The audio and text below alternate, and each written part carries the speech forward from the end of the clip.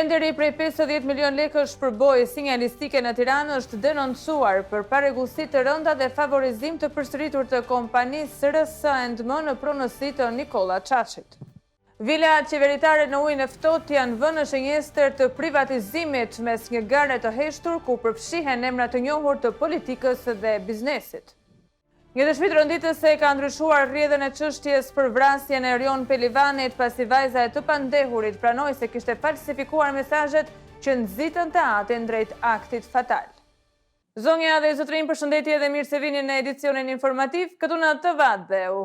Tenderi prej 50 milion lekësh për bojë sinjalistike në Tiranë është denoncuar për parregullsi të rënda dhe favorizim të përsëritur të kompanisë RS&M në pronësi të Nikola Çaçit. Denoncuesit pretendojnë manipulimin e garës dhe skualifikimin e padrejtë të konkurrentëve.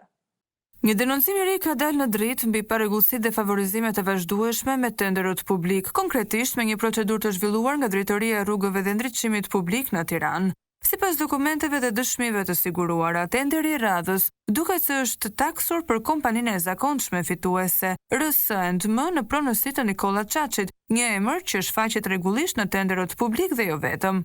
Sipas kompanisë denoncuese, në këtë tender janë skualifikuar të gjithë pjesëmarrësit, përfshirë ata që kanë mbushur kushtet ligjore dhe teknike vetëm për të mbrojtur RS&M, e cila sipas tyre ishte kapur në shkelje flagrante. Sipas denoncuesit, në tender janë përfshirë dhe kompanitë të cilat nuk operojnë fare në fushën e sinjalistikës rrugore, duke ngritur dyshime të forta se janë thjesht të përdorura për të plotësuar numrin minimal të garuesve dhe për të stimuluar një garë të rregullt. Nga hetimet e redaksisë dhe verifikimet e tenderave të viteve të kaluar, rezulton se çdo vit ky tender është fituar nga kompania RS&M, që duket se gëzon mbrojtje të posaçme në institucion sipas denoncuesve.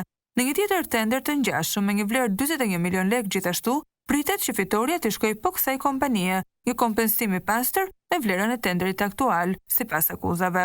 Ky nuk është rasti i parë ku RS&M dhe figura të lidhura me të përmenden në skandale tenderësh. Kuptojmë se redaksia jon ka raportuar më herët edhe një rast ku babë e birë, Nikola dhe Stefan Çaçi, rezultojnë të kenë garuar në 2 tender të ndarë nga Bashkia e Tiranës me vlerë 90 milion lekë, një praktikë që ngre pikpyetje të mëdha për konflikt interesi dhe manipulim të konkurrencës. Një tjetër emër që del në sipërfaqe në këto transaksione është Gentian Gjyli, i njohur për transaksione të mëdha financiare për llogaritë të autoritetit rrugor shqiptar. Ndër klientët e rregullt të këtyre transaksioneve rezulton pikërisht të jetë Nikola Çaçi, pronari i RS&M-s. Denoncuesi shprehet se ka mbledhur të gjitha provat për të ndjekur çështjen në Komisionin e Prokurimit Publik, por për këtë i duhet të paguajë një tarifë prej 2.7 milion lekësh të reja, një barë rënd financiare për shumë biznese që kërkojnë drejtësi. Ky denoncim hedh dritë mbi një tjetër skem të dyshimt tenderësh, ku duket se ligji i transparenca dhe konkurenca lihen në një anë për të favorizuar emra të njohur që prej vitesh grumbullojnë miliona nga fondet publike në kurrizë të bizneseve të ndershme dhe të taksapaguesve shqiptar.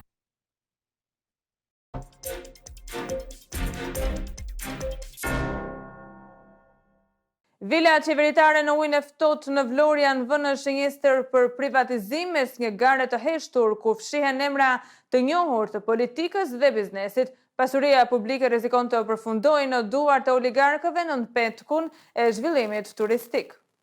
Një nga thesarët më të lakmuar në Bregdetin shqiptar, vilat qeveritare në ujin e ftohtë të Vlorës janë vënë në shenjestër nga disa prej figurave më të fuqishme të politikës dhe biznesit në vend. Pas një vendimi të PEF të Korporatës së Investimeve Shqiptare, u hap rruga për dhënien me koncesion të kompleksit qeveritar. Tashmë ka nisur një gare heshtur, ku lufta reale duket se bëhet për influenca dhe lidhjet politike. Zyrtarisht bëhet fjalë për një projekt për rikonceptimin e rezidencave qeveritare në struktura akomodimi elitar. Garuesit janë kompani satelit të figurave që kanë diktuar zhvillimet ekonomike dhe politike të dekadës së fundit.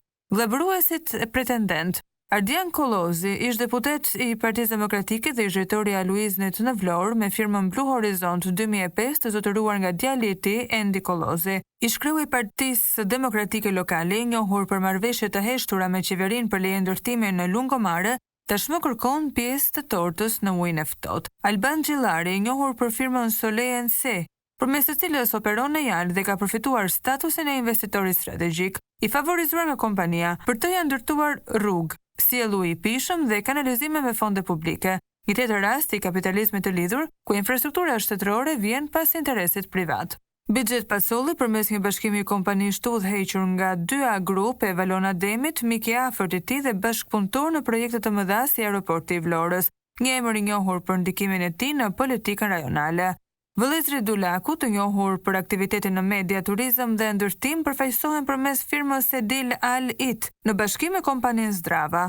Janë të pranishëm në çdo vit bregdetare strategjike nga Gjiri i Lalësit deri në Sarand. E vetmja kompani e përjashtuar nga gara është ajo e Luan Bregasit, qartazi kuptohet se në këtë përleshje mbijetojnë vetëm të fortët.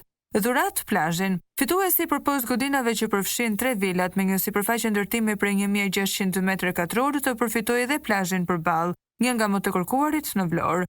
Korporata e investimeve shqiptare e ka lënë të hapur këtë mundësi, duke e lidhur me legjislacionin turistik në fuqi dhe duke shtyr vendimin final pas zgjedhjes së fituesit. Kjo e bën projektin edhe më tërheqës për investitorët me lidhje politike, të cilët jo vetëm përfitojnë nga ndërtimi i hoteleve me pesye në vilat historike shtetërore, por marrin edhe një copë të bregdetit shqiptar për përdorim privat.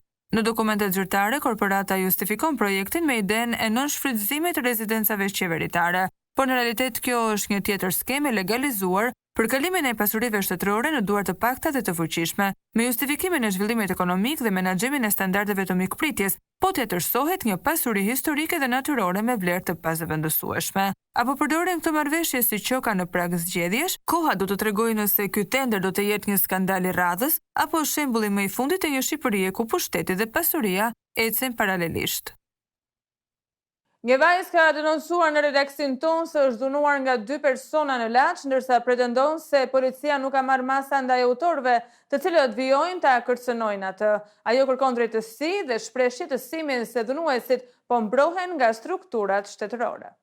Një denoncim shqetësues ka mbërritur në redaksin ton, ku një vajzë pretendon se ka qenë viktime një akti dhune të ushtruar nga 2 persona në zonën e Laçit.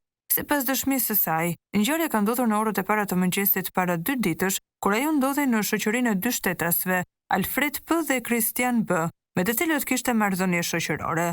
Sipas saj, pas një konflikti që nisi për shkak të mënyrës së rrezikshme të drejtimit të automjetit nga këta persona, situata agravoi dhe përfundoi me ushtrim dhune fizike ndaj saj. Denoncuesja tregon se është goditur fillimisht nga shtetasi Kristian B dhe më pas nga Alfred P, ndërkohë që një vajzë tjetër ka qenë e pranishme gjatë ngjarjes. Ajo shprehet se është marrë edhe telefoni për ta penguar të kontaktojë policinë. Pavarësisht kësaj, pas përpjekjeve, ajo ka mundur të telefonojë shërbimet e rendit. Ajo pohon se efektivat e policisë kanë mbërritur në vend ngjarje, por sipas saj nuk kanë marrë asnjë mas ndaj 2 personave të përmendur, duke i lënë të lirë pa i shoqëruar në komisariat. Madje në dëshminë e saj ajo thotë se është ndjerë e kërcënuar edhe në praninë e policisë, pasi njëri prej autorëve të dyshuar ka hapur derën e furgonit ku ajo ndodhej, duke ushtruar presion të mos bëj kallëzim. Vajza pretendon gjithashtu se personat në fjalë e kanë kërcënuar duke i deklaruar se kanë kryer krime të rënda dhe nuk pyesin për ligj, pasi me parat çdo gjë mund të zgjidhet. Denoncuesja shpreh shqetësimin se pavarësisht kallëzimit të bërë në komisariatin e Laçit, autorët e dyshuar janë ende të lirë dhe vazhdojnë të dërgojnë kërcënime për ta detyruar të tërhiqet nga kallëzimi. Jetojmë në një shtet ku dhunuesit bëhen njësh me shtetin dhe viktimat detyrohen të fshihen nga frika. Dua drejtësi për veten time dhe për çdo vajzë që mund të përballet me një situatë të tillë. Këta persona bëjnë trimin vetëm me femra, përfundon ajo dëshmin për redaksin ton. Ajo gjithashtu pohon se në polici është thirrur edhe vajza tjetër, që ka qenë e pranishme, por ngjarja sipas saj është përpjekur të mbahet e fshetë. Një dëshmi rënditës se ka ndryshuar rrjedhën e çështjes së vrasjes së Erion Pelivanit, pasi vajza e të pandehurit pranoi se kishte falsifikuar mesazhet që nxitën të atin drejt këtij akti fatal. Fatmir Tarellari deklaroi se veproi në gjendje të rënduar emocionale duke besuar se po mbronte vajzën nga një abuzim seksual. Një kthesë dramatike ka marrë çështja gjyqësore për vrasjen e 33 vjeçarit Erion Pelivani pas dëshmisë befasuese të vajzës së pandehurit, e cila pranoi në gjykatë se kishte falsifikuar mesazhe për të mashtruar të atin. Ngjarja e rëndë ndodhi më 9 janar të vitit të kaluar pranë një fabrike çimentoje në Volos, ku Fatmir Tarellari, 51 vjeç, qëlloi me armë gjahu dhe i mori jetën kunatit të tij Pelivanit. Ai akuzohet për vrasje me dashje, armbajtje pa leje dhe përdorim të armës. Sipas dosjes gjyqësore, gjithçka nisi kur pronarja e banesës ku jetonte vajza e Tarellarit, një studente 19 vjeçare, kontaktoi me familjen për mospagesën e qiras, ndërkohë që i ati pretendonte se barat ishin dërguar në kohë. Vajza justifikoi mospagesën duke i thënë se ishte shantazhuar dhe abuzuar seksualisht nga daja e saj, viktima.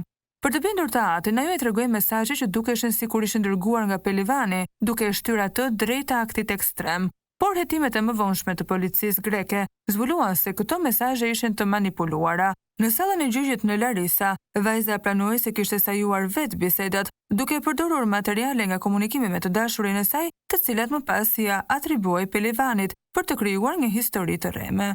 Kujtojmë se në atë kohë vajza deklaroi: "I tregova babit se dikush më ngacmoi kur isha 9 vjeçare dhe më përdhunoi kur isha 12 vjeçe. Shpërtheva në lot. Babai më përqafoi, reagoi fort dhe më tha se do të ishte gjithmonë në krahun tim. Më tha se do të gjenim një avokat për ta raportuar."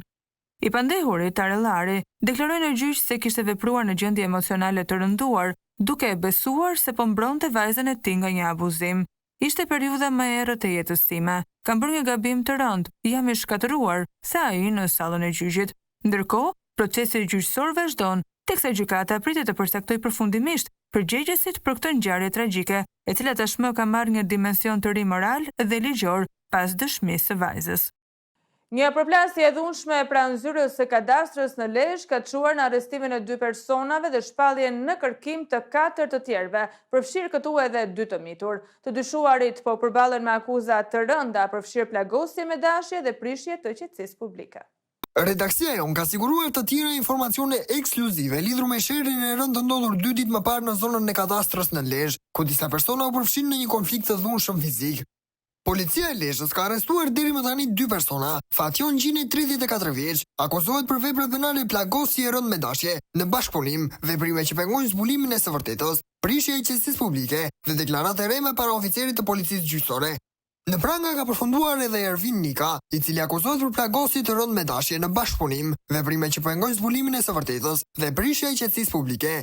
Sipas burimeve nga policia, në konflikt janë përfshirë dhe Redian Margjoni, 20 vjeç, i cili shihet në video duke u dhuruar në rrugë, Kevin Doka, po 20 vjeç, së bashku me 2 adoleshent, A Dodaj, 15 vjeç dhe A Mashi, 17 vjeç.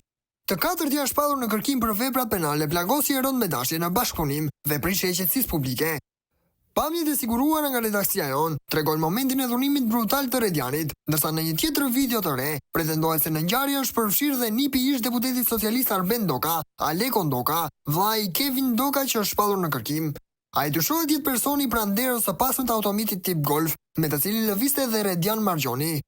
Në një moment tensioni, ndërsa të rinjt fillojnë të largohen, Alekon Doka shihet duke hipur në automjet dhe sipas pamjeve, në dorën e tij duket sikur mban një armë të drejtuar drejt turmës. Mëtej, një tjetër video nga një kënd tjetër tregon momentin kur automjeti largohet me shpejtësi nga vendngjarja dhe përplas me forcë Fation Gjinin, i cili aktualisht ndodhet në spital me fraktura të shumta në trup.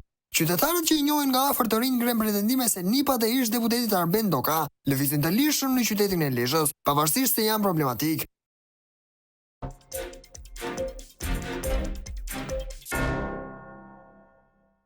Një ngjarje e tronditës se ka ndodhur në Zvicër, ku Ramiz Berisha, 42 vjeç me origjinë nga Malisheva, e vrau gruan e tij me armë zjarri dhe më pas i vuri flakën banesës duke u vetë djegur brenda. Çifti ka 4 fëmijë të mitur, të cilët fatmirësisht nuk ndodheshin në shtëpi gjatë ngjarjes tragjike.